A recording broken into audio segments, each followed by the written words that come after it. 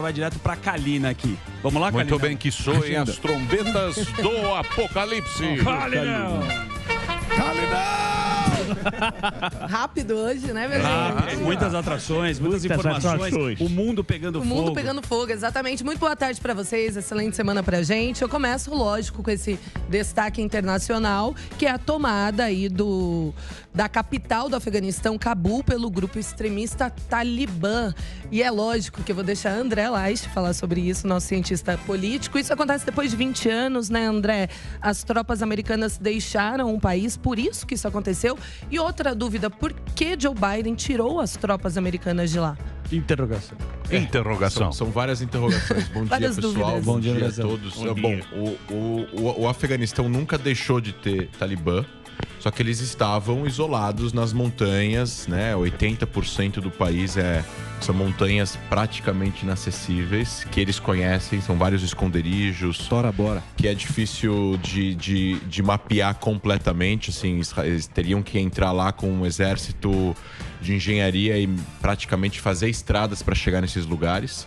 Então, depois que a invasão americana aconteceu em 2001, o Talibã gradualmente foi fugindo para as montanhas no interior do país. O Afeganistão deve ser mais ou menos maior que a Alemanha em tamanho, 32 milhões de habitantes. E eles acabaram perdendo o controle do que eles tinham. O Talibã funciona como um conjunto de tribos que mandam no país. Uma rede, né? Uma rede. Só que eles têm várias tribos que lutam entre si e acabam cedendo o controle para uma outra tribo.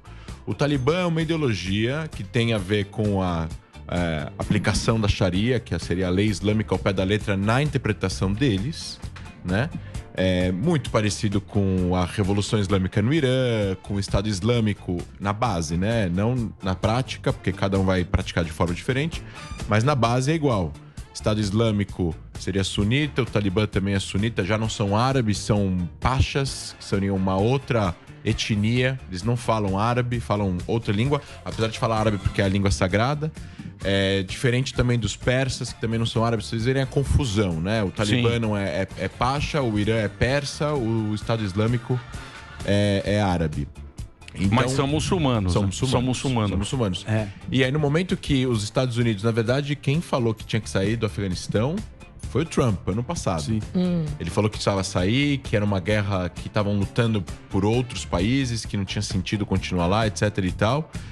Existia um governo, a gente colocar entre parênteses, assim, democrático, eleito no Afeganistão. Tinha um governo que conversava com o Ocidente, que meio que tentava conciliar as diferentes rivalidades tribais que existem no país para poder montar um micro-parlamento e poder gerenciar o país. Só que no momento que as forças americanas saíram, o exército não é forte o suficiente porque eles acabam cedendo à pressão da força do Talibã, que é muita gente de várias tribos que estão todos aí alinhados com o não governo que estava lá em Cabul. Então, mas a União Soviética também eu não sei se era Talibã na época. Eram os Mujahidins. Era diferente, eram lutadores muçulmanos que vieram de vários lugares do mundo para impedir a invasão da União Soviética em território afegão. Anos 80, não é isso? Anos 80. Porque o que aconteceu? Teve um golpe no Afeganistão de um cara que queria que não era muito simpático à União Soviética, e eles estavam com medo de que aquilo lá se tornasse um país antagônico à ideologia soviética naquela região, então a União Soviética invadiu. E foi uma guerra também para tentar tampar umas coisas ruins que aconteciam na União Soviética já no declínio da União Soviética, e foi o que sacramentou o fim da União Soviética. Dizem que foi o que acabou com a União Soviética, que foi a guerra no Afeganistão. Agora me fala, qual é o interesse no Afeganistão? É minério? Tem muito minério lá? Primeiro que o real interesse? O real interesse, assim, primeiro que é estratégico, um território muito grande que está entre o sul da Ásia e o Oriente Médio, né? A gente está falando de uma das maiores, se não é a maior, plantação de ópio que fabrica heroína. É isso que, na verdade, dá grana para o Talibã. O Talibã, antes da invasão americana, vocês lembram? Teve até programas de televisão aqui no Brasil mostrando um dos países mais fechados do mundo. Para conseguir autorização para filmar é super difícil e tal. Cabrini foi lá. Roberto Cabrini. Isso. 97, 96, uma coisa assim. E eu lembro que eu era pequeno, eu vi. Eles plantam ópio e vendem ópio para poder fabricar heroína. Pro Ocidente. Entendi. Então, assim, são pessoas religiosas que, ao mesmo tempo, vendem... exportadores de ópio para... Então, assim, 80% do país vive na pobreza... Cabu é um pouco menos. Moram em Cabu 3,4 milhões de pessoas. É uma capital relativamente grande. Então você tem muita gente de vários lugares. Você tem Tajiquistão, Paquistão, você tem vários países vizinhos de pessoas que vão para lá, eventualmente trabalhar, etc e tal. Então assim, no momento que os Estados Unidos decidem sair e pegam e saem, acabou. É que nem aconteceu eu vou fazer uma comparação, não querendo trazer o assunto para cá, mas Israel saiu de Gaza. O que aconteceu um ano depois? O Hamas tomou o poder. Sim. Agora, qual presidente americano errou nisso daqui? Porque os caras culpam o Obama, você falou agora do Trump, e o Trump tá culpando o Biden. Falou pro Biden renunciar e pedir o chapéu. O Biden culpando o Trump. Tá todo mundo querendo colocar... Quem errou? Você não acha que aí... Isso aí é político. Não, em abril desse ano, o Trump elogiou, falou que a saída do Afeganistão é uma linda e maravilhosa coisa que tem que ser feita. Sim. E ele criticou só o schedule. Ele discutiu a cronologia. Precisava ser em setembro, precisava ser antes. Então, mas vamos pensar. Mas é aí que tá o problema, né? Então, mas vamos pensar. Custou muito caro para os Estados Unidos. Eles acharam... Quase 1 trilhão. É um negócio que são trilhões, acho. Acho que é mais de trilhão. No Afeganistão só 825 É mais de trilhão. bilhões. Essa guerra contra o terrorismo, sim. eles estão há 20 anos Foi lutando lutando, custa frentes. muito caro, mas aí tem o papel também da ONU, né? E a ONU vai fazer o quê? O que a ONU vai... A ONU não tem capacidade de manter um controle sobre um país sem a presença militar de algum país de uma forma totalmente desproporcional em relação à ONU. Ou seja, as forças de paz da ONU, se você pegar a Unifil no sul do Líbano, ou se você pegar as forças de paz que estavam no Egito, no Sinai, antes da Guerra de 67, os países são soberanos. Então o Nasser pegou o telefone, ligou para a galera da ONU e falou: vocês têm 48 horas para sair do meu país. Eles tiveram que sair, porque o país é soberano. Então assim... o Conselho de Segurança pode até votar em alguma resolução, mas quem vai meter soldados para tirar o Talibã do poder? Vai morrer gente, vai morrer civis do outro lado, está lutando uma guerra assimétrica que não é sua. Ou seja, é super complicado. Então, assim, por isso que a solução para essa região ela é complexa. Porque, por um lado, se você invade, vão falar que você está invadindo. Se você sai, quem vai dominar o poder lá vão ser grupos como esse, que não vão dar liberdade nenhuma para a população que vive lá. Acho até engraçado que o PCO, Partido da Causa Operária, é irrelevante no Brasil, mas eles são um partido registrado. Eles apoiaram o Talibã. Sim. Olha, sabem nem o que estão falando. Sim, mas é que nem o Vietnã, né? É que nem o Vietnã. 3 milhões e meio de reais de fundão eleitoral pro PCO agora na eleição que vem. Me fala uma coisa. Mulher tá ferrada, né? Não pode, principalmente mulher. As mulheres não podem estudar e não podem trabalhar. Elas têm que cobrir a cabeça, ou seja, é pior que o Irã, nesse caso, nas regras. A gente tá falando de um regime que, quando foi governo, e acredito que eles foram um governo do final, no começo de 80, metade de 80, até os Estados Unidos invadir, foi um dos países mais fechados do mundo. Com mais restrições à liberdade civis. A gente está falando de um regime que ele tem uma ideologia de, inclusive, exportar o terrorismo. Então, assim, não tem diferença nenhuma entre o Estado Islâmico e o Talibã, só com outro nome. Então, assim, o mundo conseguiu impedir que o Estado Islâmico se fincasse na Síria e no norte do Iraque e detesse de um território. Depois de alguns anos, eles ganharam a guerra contra o Estado Islâmico e tiraram eles das duas cidades que eles dominavam na Síria e no Iraque.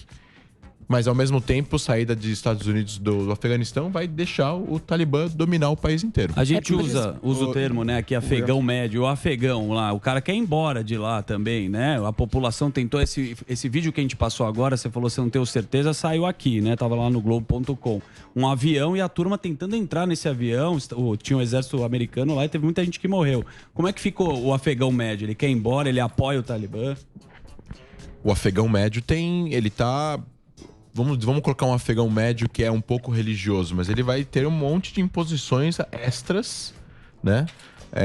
Feitas pelo Talibã, e qualquer tipo de reivindicação ou reclame, ele pode sofrer consequências de punições que liberdade, que né? não vai ter Licenciado totalmente. Então, não vai ter nenhum tipo aí de... Agora me fala uma coisa. Vídeo Nego se agarrando pra história. Esse vídeo vai entrar para a história como a imagem da ineficácia, ineficiência e falta de planejamento do maior poder do mundo no Afeganistão. Mas isso cai na conta do Biden, né, André?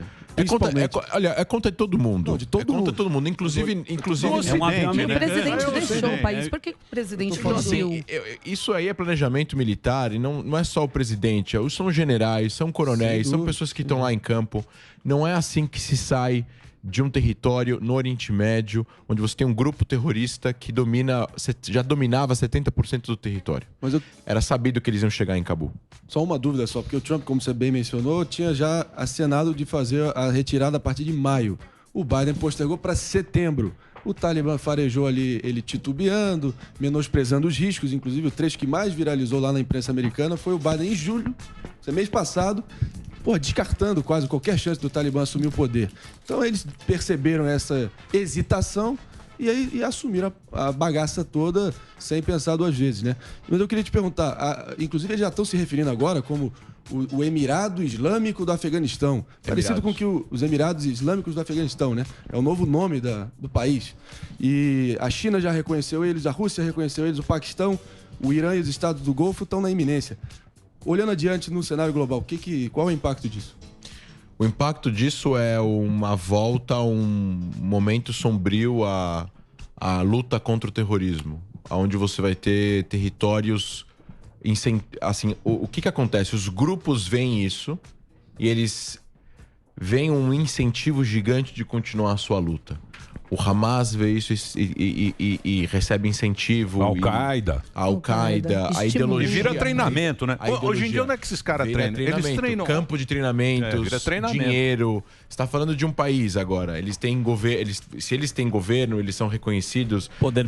Vão ter crédito, vão receber dinheiro. Negociar com outros países. Vão negociar com outros países, vão receber dinheiro de impostos. Ou seja, eles podem bancar grupos, pessoas e mandar pessoas para fora. Ou seja, a mesma forma que o Irã tem isso e que eventualmente o Hezbollah comanda parte do Líbano e faz isso, e a Síria virou um caos e também tem grupos lá que fazem isso, e o Estado Islâmico por um dado momento também dominou um território onde tinha petróleo, o Talibã agora com o Afeganistão, e assim, são 32 milhões de pessoas. Então assim, eles vão ter recursos para poder mandar pessoas para fora e para também incentivar o terrorismo. E isso é prejudicial para a região.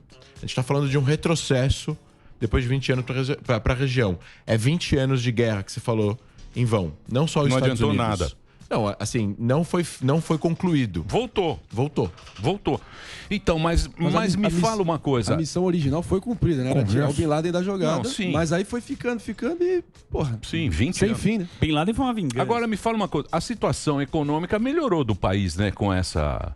Deu uma melhorada lá no Afeganistão. Enquanto o governo, esse governo mais financiado pelo Ocidente, né? Porque não tem como, não tem porto, não tem mar, é um lugar zoado, né? Deserto. É um lugar bem zoado. Não, então, eles têm muitas dificuldades geopolíticas por fato de não terem saída para o mar e por causa de serem 80% montanhosos. Mas existem soluções para isso, né? Você tem vários países que são montanhosos, que não teriam nenhum tipo de problema para conseguir desenvolver economia de outras formas. Agora, eles sim tiveram uma injeção de dinheiro de fundos internacionais e dos Estados Unidos por vários e vários anos, mas muitos países têm, né?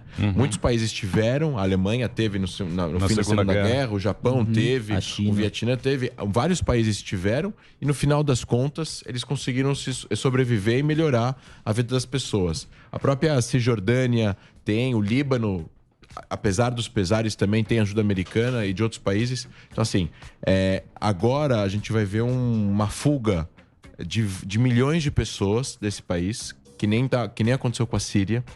A Síria tinha 17 milhões de pessoas de população, 5 milhões de refugiados, ou 6 milhões de refugiados. Então é quase um terço do país. Terrível, refugiado. né? Terrível. E aí- Se repetir a Síria é terrível, né? E a gente volta até aquele temor de 2001, lembra do ataque aos Estados Unidos? Isso pode voltar a acontecer, novos ataques terroristas? Podem pelo voltar a mundo? acontecer novos ataques terroristas pelo mundo e podem acontecer, assim, o que acontece? Isso dá incentivo, isso dá um pouco de esperança para grupos e pessoas que falam quanto mais a gente resistir, quanto mais tempo a gente esperar, não importa quanto tempo a gente vai ganhar. E o fato é que essa é a imagem do país que tem o maior exército do mundo, Sim. na teoria tá aí... Supremacia militar, pô. E assim, os Estados Unidos não está livre de crítica, assim como nenhum país está, mas entre o que existe no mundo e se a gente for agora colocar com uma ordem mundial que vai precisar de um país para liderar os outros países em relação a esses temas, eu acho que a maior parte das pessoas sensatas vão preferir os Estados Unidos do que a Rússia, do que a China, do que qualquer outro país, qualquer superpotência mundial, tirando os Estados Unidos, ou seja, não há aí democracia, liberdade de expressão, liberdade de ideias e nem democracia plena. Então, assim, essa imagem dos Estados Unidos saindo desse jeito, com esse avião gigantesco, cheio de gente pendurado no avião, é uma imagem que acaba incentivando aqueles que estão guerreando a continuarem guerreando em outros lugares do Oriente Médio, falando a gente vai conseguir ganhar a guerra contra o Ocidente. E então continua aquela mesma história que a gente já falou aqui. Dar el-Harb, Dar el-Islam é a terra da paz, a terra da guerra. Dar el-Islam seria os territórios que já foram controlados pelo califado na época do Califado Otomano e outros califados que tiveram, que foi até a Espanha, em determinado momento na história. E Dar el-Harb, que é a casa da guerra, que seriam os países ocidentais, seriam os países que sustentam regimes como o governo que estava no Afeganistão, que seriam regimes como os sauditos, regimes do Golfo. Então, assim, a ideia desses regimes seria um dia conquistar toda a região, onde há esses regimes que conversam com o Ocidente e fazer um califado único em todo o Oriente Médio, onde há um dia o califado existiu. Ou seja, é o fim dos governos. É o Dar el-Harb, casa da paz, ou seja, a casa da guerra que sustenta a casa da paz. E essa é a ideologia da Al-Qaeda, essa é a ideologia do Talibã, essa é a ideologia do Hamas, no final das contas. Ou seja, a ideia de país, Estado-nação, fronteiras em relação com outros países, isso é uma ideia que foi criada pelo Ocidente, que eles rejeitam. Eles não aceitam, não. Mas isso aí também porque são tribos, né? É aquilo que você falou. Não, são tribos. Eles não têm esses... A primeira identificação no Oriente Médio, ela é tribal. Antes de ser étnica ou religiosa.